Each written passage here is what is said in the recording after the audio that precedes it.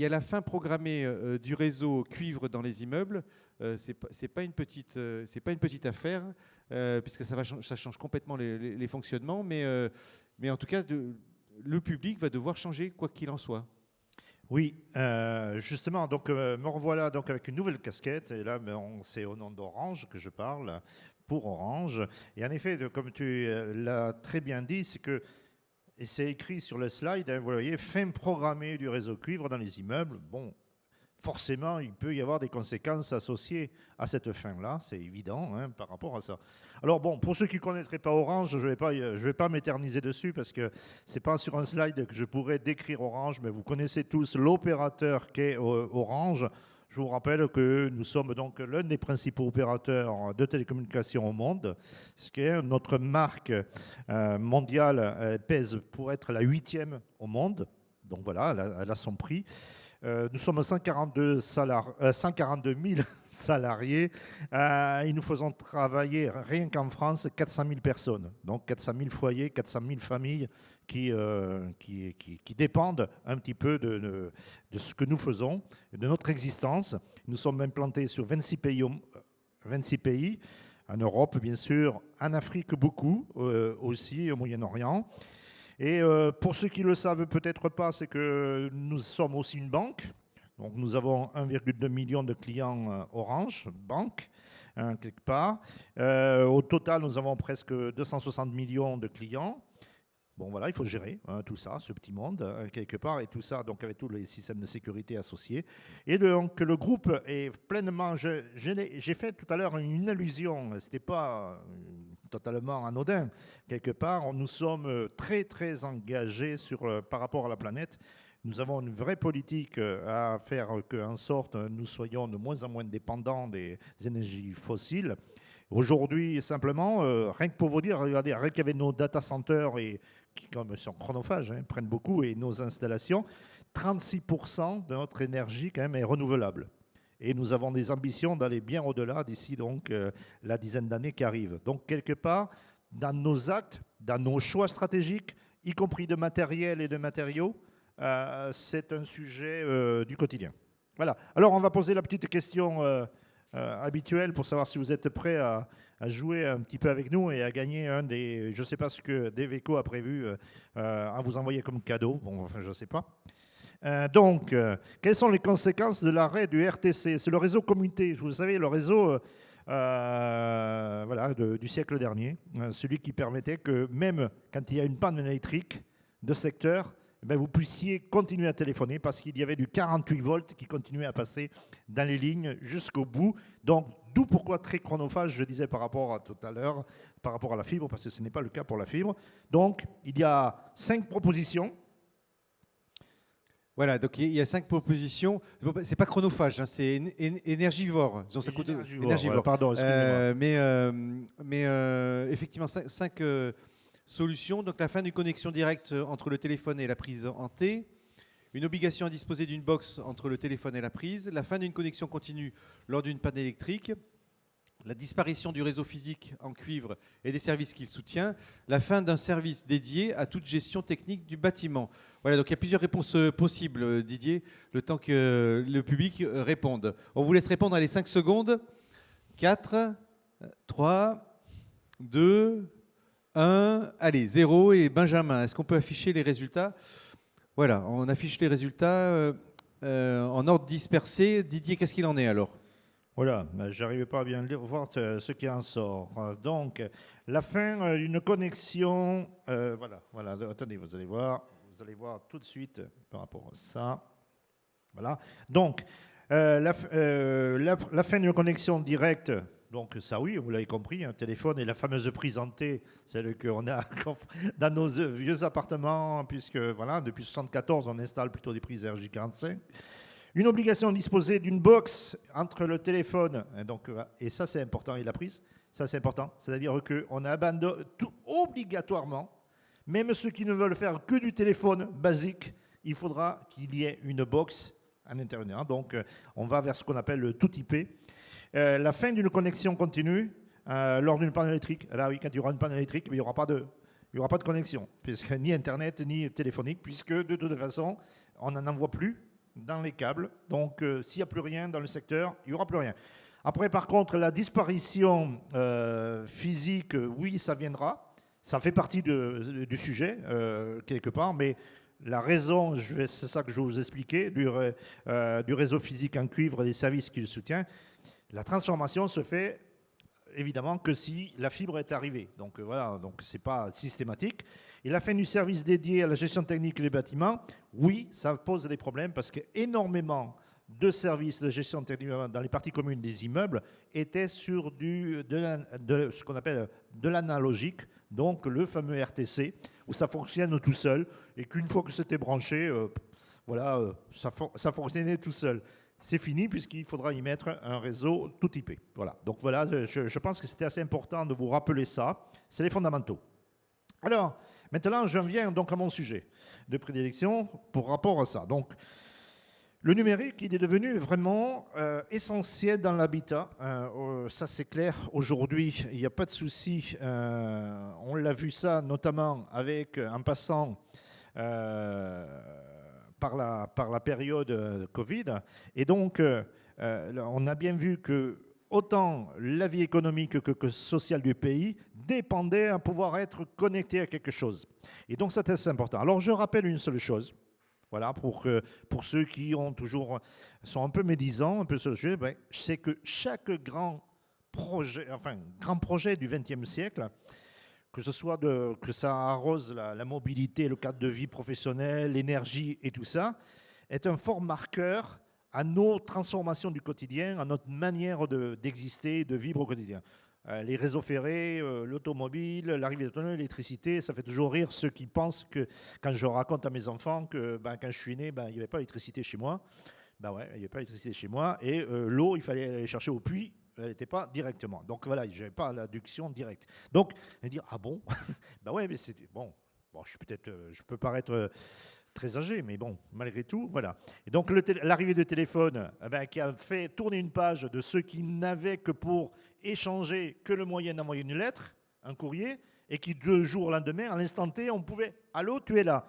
et donc, quelque part, et on est loin de ce qui est devenu le smartphone aujourd'hui. Et après, l'arrivée de l'Internet et l'arrivée par accident de la DSL, puisque ça n'avait pas été envisagé dès le début. Et donc, j'en arrive donc à ce premier grand chantier du XXIe siècle.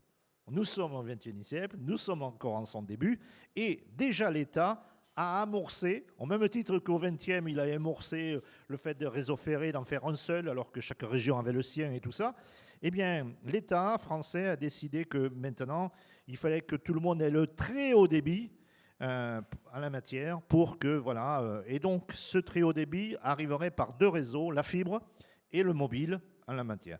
Et la dernière chose qui n'avait pas été prévue quand ces choix ont été faits, c'est qu'il y aurait la pandémie et en même temps, donc, qui a été un grand bouleversement chez nous. Il y a eu 2 choses, 2 grands bouleversements ces 5 dernières années. Il y a eu la crise des Gilets jaunes qui a dit « je ne comprends pas, il y a la France de la ruralité et la France urbaine ».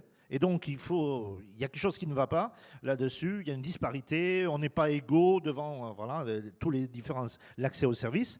Et ensuite, il y a eu la pandémie où mon lieu de vie est devenu mon lieu de travail.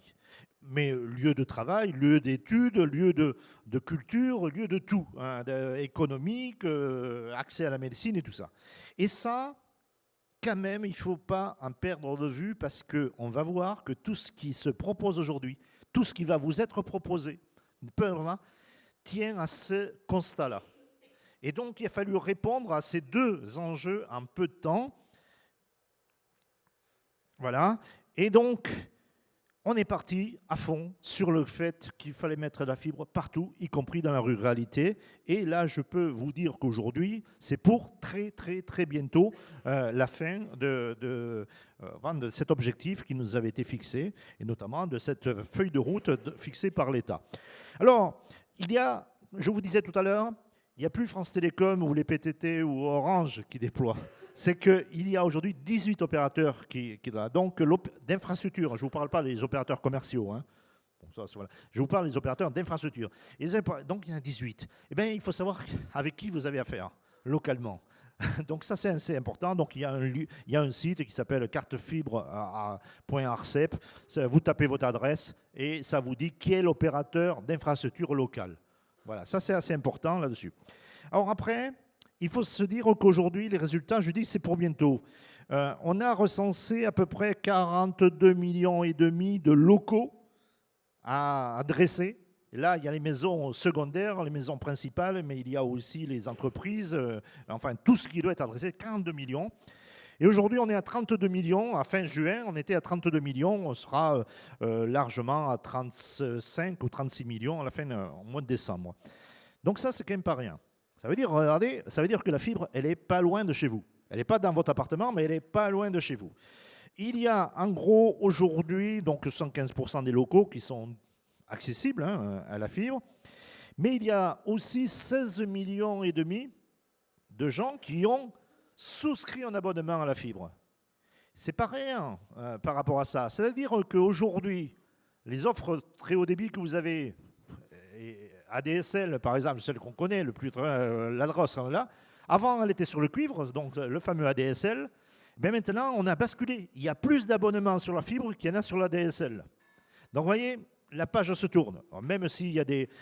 parfois, c'est décrié, parfois, il y a des reportages à charge et tout ça. Je peux vous garantir que quand même, il y a 16 millions et demi de personnes qui ont une box fibre chez eux. Ils ne s'en plaignent pas, et au contraire, ils en sont ravis. Donc ça, c'est assez important. Et à ça est venu s'ajouter quelque chose qui n'avait pas été prévu dès le début. Quand j'ai commencé le projet en 2006, c'était les usages des parties communes.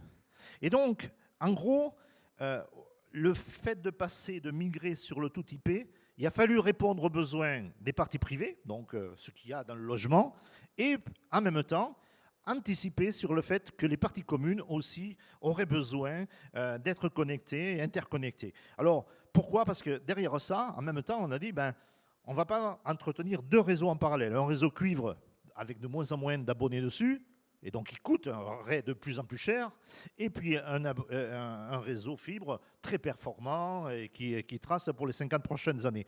Donc, d'ici 2030, la fibre a la vocation à remplacer le cuivre. Donc ça, c'est quand même assez important.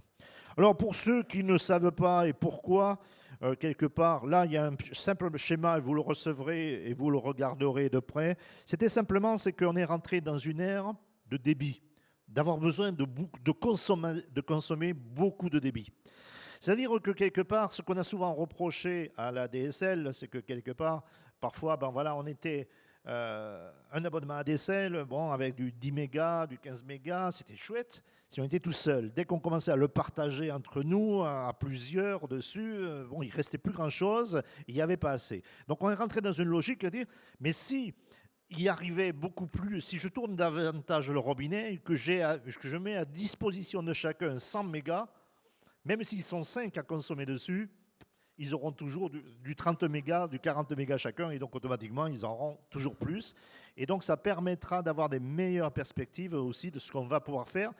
Et c'est s'est traduit réellement avec l'arrivée de la pandémie, où tout le monde, dans chaque logement, il y avait 2 personnes qui travaillaient, 2 enfants ou 2 enfants qui étudiaient et qui avaient besoin d'être connectés, et le réseau a tenu.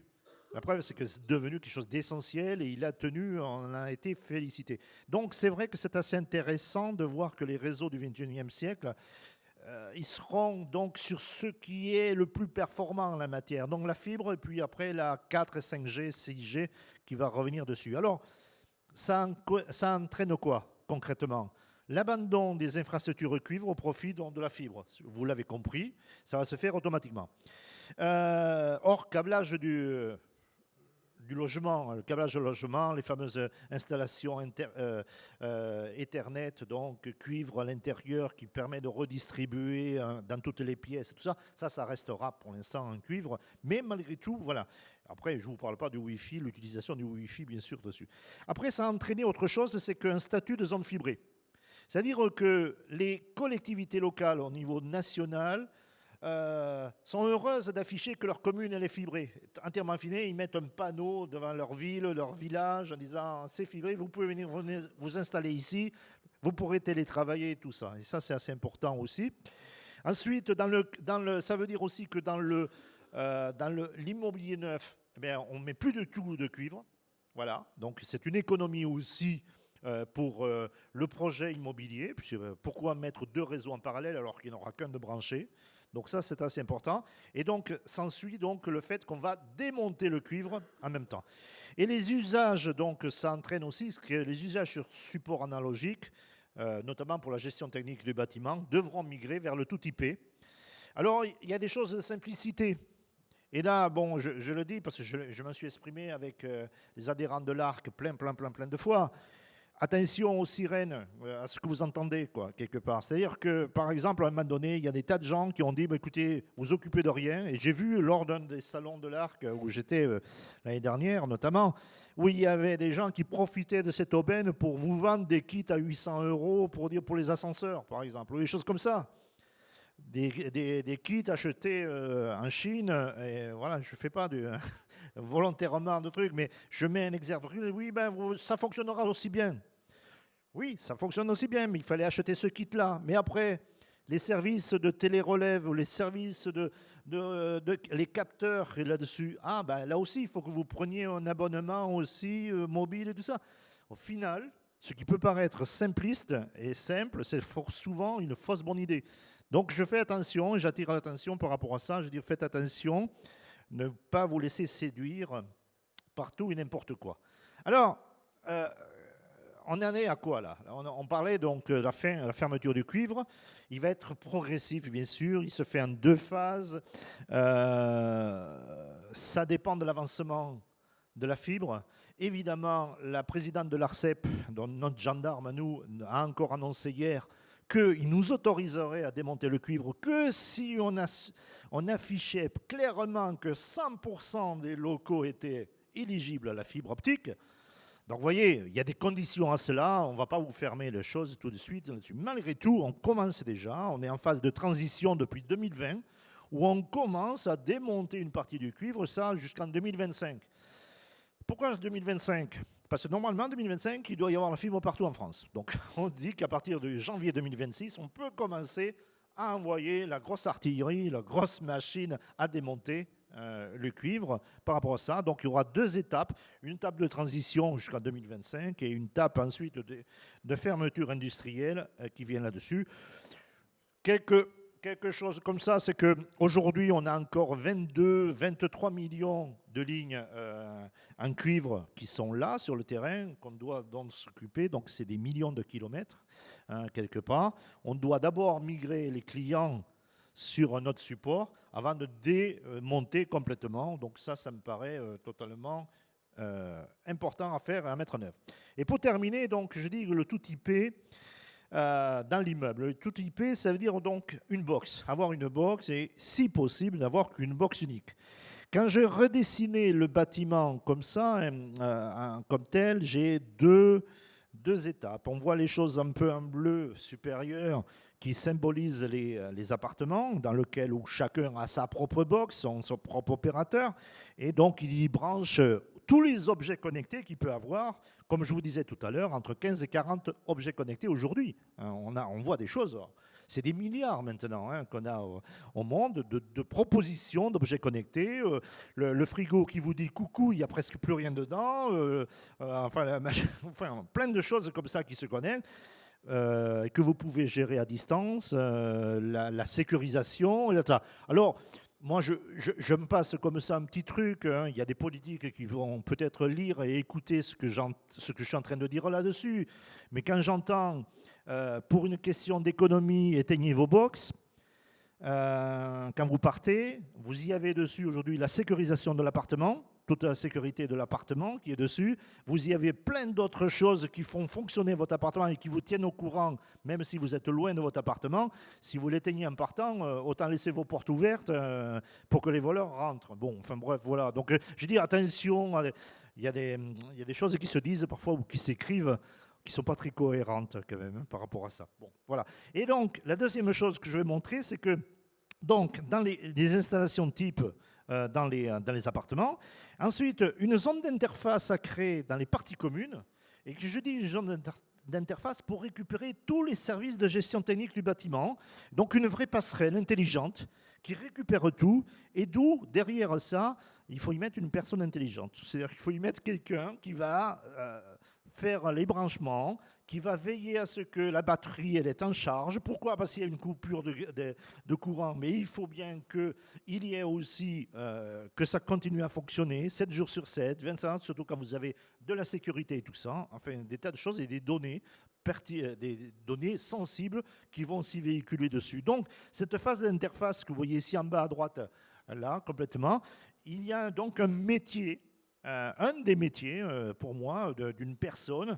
Donc, ce sera des nouveaux contrats peut-être à passer. Donc, ça, alors, qui dit contrat, dit ben, c'est un coût, c'est un centre de coût, forcément.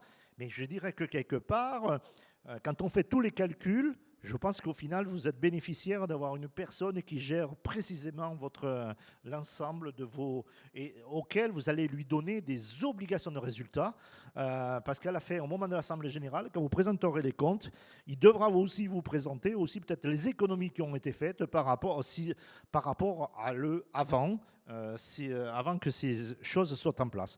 Donc voilà, si vous voulez me retrouver après, je suis beaucoup sur la chaîne YouTube, vous retrouvez beaucoup de mes conférences, beaucoup de mes explications.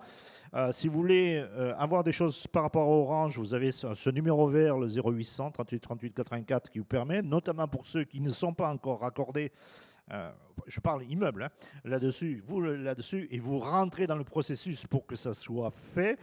Après, bon, Objectif Fibre, il y a beaucoup de choses et on a écrit des choses avec l'ARC. L'ARC a participé notamment à l'écriture de certains guides d'Objectif Fibre dans lesquels, pour recommander notamment cette partie intelligente, cette partie gestion des parties communes et aussi raccordement du client final. Donc, moi je dis que quelque part, si vous voulez voir ce qu'il y a dedans, à ces travaux ont participé l'ARC, téléchargez-les, c'est gratuit en la matière.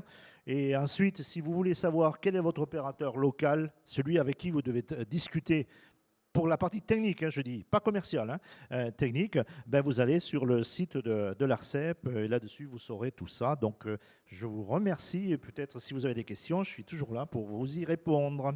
Voilà, on peut applaudir Didier. Merci. Merci à toi pour cette présentation.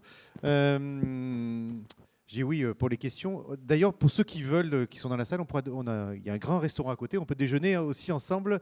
Donc, c'est avec grand plaisir. Didier, sur la partie disparition du cuivre, moi, il y avait une question que je me posais. C'est parce que maintenant, on parle de... Tout à l'heure, j'en ai parlé de PEMD. Tu sais, produits, équipements, matériaux et déchets. Donc, il y a une source, il y a un gisement finalement. Et donc, est-ce qu'une copropriété... tu sais, qui gère son argent en bon père de famille, comme le décrivait Stanco, est-ce qu'il y a un gisement financier? Alors, c'est un peu trop tôt pour dire précisément, puisque la question qui se posait, elle se posait à l'inverse. Elle disait, on vient vers moi, en général, on me dit, vous êtes l'opérateur, vous utilisez ces câbles-là, vous êtes en train de dire que vous allez démonter ce cuivre. Donc, vous le démontez, celui qui est sur les poteaux, celui qui est dans les souterrains. On a des équipements aussi, parfois des petites armoires et tout ça. Donc, toute cette partie intérieure, qu'est-ce que vous allez en faire? Et la question se pose encore, c'est que pas du tout sûr que l'opérateur que nous sommes allions jusqu'à rentrer dans l'immeuble. C'est-à-dire que quelque part, tout ce qui est installé à l'intérieur, dans les gaines techniques notamment, ou dans les cages d'escalier, en la matière, les câbles là-dessus, on n'est pas très chaud, nous, pour intervenir et récupérer là-dessus. Pourquoi? Parce que en 5 ans, avoir massivement la demande de toutes les copropriétés de France pour aller là-dessus, c'est un chantier... Oui, c'est colossal de venir récupérer. Oui. Voilà. Alors par contre, il se pourrait qu'on aille vers une logique de dire, voilà, on vous le met à disposition, vous en faites ce que vous voulez. D'ailleurs, depuis 1974, copropriétaires que vous êtes, les copropriétés sont propriétaires. Tous les immeubles qui ont été construits depuis 1974, de toute façon, c'est la copropriété qui est propriétaire du câblage en cuivre. Donc après tout, elle pourrait en faire ce qu'elle veut. Dès lors où nous, on leur garantit qu'il n'y a plus d'abonnés dessus, après tout, lors de travaux, lors du ravalement de la façade, et tout ça, bon, après tout, ils enlèvent tout et tout le monde est là. Après, quand même, on touche un côté, qu'est-ce qu'on en fait? Qu'est-ce qu'on fait? Comment on retraite ces déchets? Oui, parce que le cuivre, voilà. ça se recycle très facilement. Alors, En tout très cas, facilement, nous, on sait le faire en tant que grand groupe, on sait le faire, mais ça rentre dans un grand processus où quand même, on ne met pas ça en déchetterie, on ne met pas ça n'importe où. Il y a du cuivre, certes, on peut récupérer et on revend le cuivre, donc il y a une source de revenus directe à ça, mais il y a du plastique autour, il y a du plomb autour, il y a des tas de choses comme ça. Donc ça, il faut savoir le retraiter, et on ne veut pas dire à la copropriété, on vous en fait cadeau, et que l'entreprise qui vont prendre pour le ravalement, il prend ça, il met ça dans la benne, et puis c'est jeté, on le retrouve au coin d'une rue, enfin au coin d'un champ, quelque part. Donc il y a un travail qui se fait en ce moment. C'est moi qui, avant mon départ définitif du groupe, j'ai ça comme mission, de régler un petit peu ce côté, cette phase terminale, là un petit peu. Hein. J'ai 3 mois pour régler le dossier. oui, pour régler le cuivre. Alors, effectivement, le cuivre, tu décrivais, c'est du 48 volts. Donc, ça veut dire que derrière, vous aviez de l'énergie qui arrivait. Oui. Donc, il fallait produire de l'électricité Oui. pour venir alimenter tous les services qui étaient derrière. Est-ce qu'aujourd'hui, donc, dans une copropriété, pour sécuriser, comme tu décrivais, sécuriser ses usages, comment on peut assurer est-ce qu'il y a des solutions pour maintenir un niveau d'électricité suffisant pour faire tourner les box parce qu'il ne faut pas que tout s'arrête s'il y a une petite coupure d'électricité. On est d'accord. Alors, c'est un transfert de compétences. Voilà, on avait une forme de compétence, Enedis, EDF nous reprochait parfois de faire une forme de revente de l'électricité aussi en remettant là-dessus. Mais voilà, c'est fini, on ne revend plus d'électricité, mais chacun se débrouille. C'est-à-dire que chacun reprend ses trucs. Donc en gros, ça, il revient à la copropriété de mettre en œuvre les batteries qu'il faut, le branchement sur la TGBT qu'il faut, enfin de remettre en place tous les types de branchements adéquats pour que 24/24, on l'a dessus. Après, on devient très dépendant de tout ça après, parce que si on n'a pas fait ça, à un moment donné, les batteries, il n'y a pas de batterie, bon, ça s'arrête net. Il y a une batterie, ça dure le temps de batterie. J'ai entendu ce matin, un peu plus tard, que quelque part, même là, au moment des coupures là, qui s'envisagent, Le délestage. des délestages, et que peut-être même notre réseau mobile, il serait coupé. Il serait coupé, et donc maintenant, il y a une grosse discussion pour se dire que quelque part, il y aurait des lignes spéciales qui seraient maintenues sur ce réseau mobile. Enfin, moi, je dis, je tourne ou je tourne pas, quoi. Je veux dire, donc, à partir d'un certain moment, c'est vrai que, attention, ce qui était à un moment donné une sécurité pour tout le monde, à un moment donné, ben, c'est vrai qu'il faut mettre en face son pendant. Donc, on coupe ça. En face, il faut se mettre toutes les protections qu'il faut. C'est pour ça que tout à l'heure, les protections de données qu'on abordait, c'est pareil. Si vous passez par une box avec un opérateur donc, qui a un nom bien particulier et qui affiche un moyen de sécurisation, de cryptage suffisamment bon, ben on va se dire que vous avez plus de chances que de donner ça, peut-être toutes ces données-là, à monsieur n'importe qui débouche, j'ai rien contre monsieur n'importe qui ou la petite start-up qui se débouche. Mais parfois, voilà, la garantie finale, elle est peut-être... Il faut être vigilant. Voilà. Et ce qu'on dit pour les copropriétaires qui sont avec nous, c'est effectivement, maintenant, c'est à réfléchir aussi sur votre infrastructure globale, et donc dont fait partie le numérique, la box, mais en tout cas, il faut réfléchir de manière plus globale. Merci beaucoup, Didier, pour ta présentation.